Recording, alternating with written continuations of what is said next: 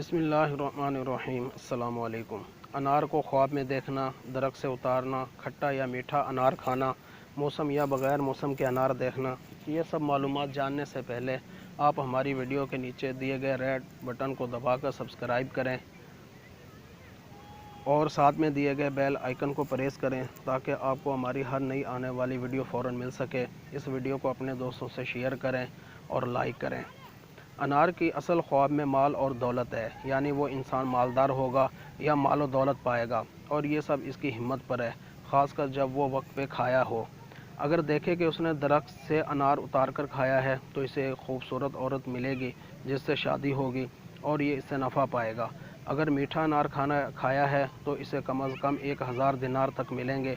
अगर खट्टा अनार खाया है तो इसके पैसे गुम या चोरी हो जाएंगे।